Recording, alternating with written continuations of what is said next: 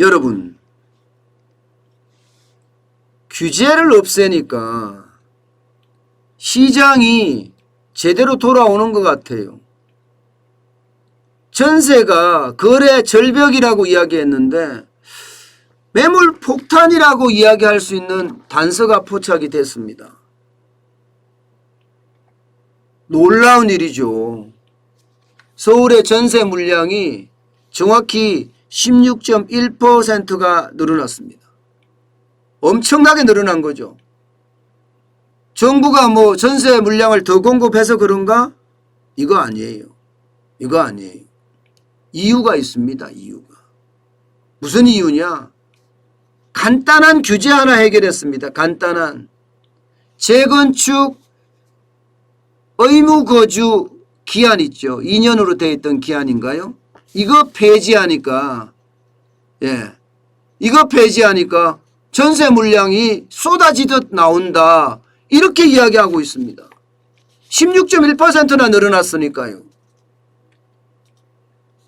사실 이 아실에 나오는 거다. 아실 부동산 빅데이터 업체입니다.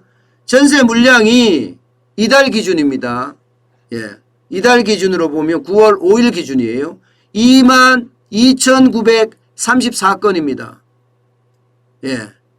실제 재건축 실거주 의무화가 폐지되거나 발표된 직후가 19,257건이에요. 거기에 대비해 보면 16.1%가 급증했습니다. 가장 많이 늘은 곳이 동대문이에요. 동대문은 2배 이상 늘었습니다. 104.3%가 늘었습니다. 104.3%가. 여러분 어떻게 보세요? 결국은요, 규제 때문에 시장이 지금 망가졌다 이렇게 이야기할 수 있는 거잖아요. 당장 보세요. 임대차 2법, 계약갱신 청구권이나 전월세 상한제, 이거 통과되자마자 전세난이 심화됐죠. 그러면서 시장 자체가 굉장히 어지러웠어요.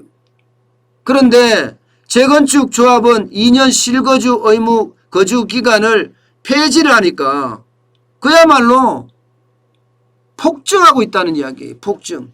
동대문은 2배가 늘어났으니까. 이거 보세요. 104예요. 은평구 65.4%예요. 노원구 41.8%고요. 관악구 39.5%, 광진구 33.8%예요. 성동구, 도봉구 다 줄었습니다. 물론 이제 중구는 부족하고 마포구도 부족해요. 그래서 전체적으로는 16.1%가 나왔다는 사실이에요. 그런데 도대체 말입니다. 정부는 이게 안 보이나요? 규제 때문에 시장이 망가졌다는 건 이제 서서히 증명이 되고 있는 거잖아요. 서서히 증명이 되고 있는 거잖아요. 이게 매물이 많으면 여러분 어떻게 돼요? 가격은 떨어집니다. 매물이 나오면 가격이 떨어져요. 실제로 말입니다. 엄마아파트, 대치동에 있는 엄마아파트 전용 76.79제곱미터 지난 7월 17일에 5층이 10억이었습니다. 5층이 10억.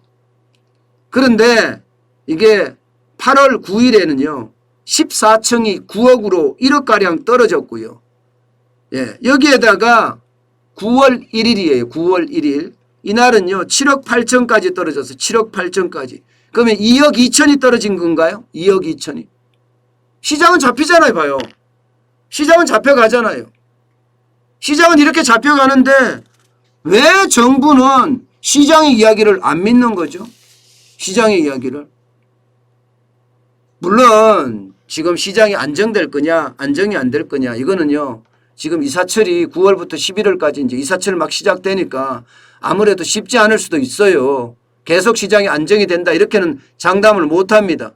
지금 9월에서 11월 달까지 아파트 입주 물량이 6,304가구거든요. 작년 같은 기간에 비하면 7,740가구니까 적습니다.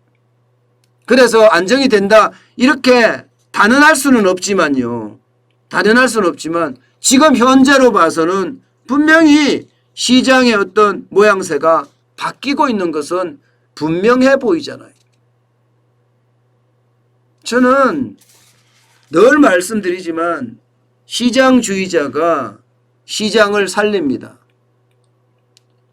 마치 시진핑이 하는 것처럼 자꾸 시장에 직접 개입을 하려고 들어요. 그러니 시장이 다 망가지는 거죠. 시장 경제라는 건 여러분 결국 망가질 수밖에 없는 거예요. 결국 망가질 수밖에 없는 거예요. 왜? 정부가 개입하기 때문에. 그래서 시장 경제는 그냥 놔둬야 돼요. 수요와 공급의 법칙이 가격을 결정해서 시장이 활성화되도록 놔둬야 됩니다. 시장에 문제가 생길 때 정부가 들어가서 이건 너무 지나쳐 독점이야. 이거는 너무해 과점이야. 이런 부분만 해결해 주면 되는 건데 무조건 시장이 들어가서 내가 다 할 수 있다는 생각을 한다는 게 여러분 참 안타깝습니다.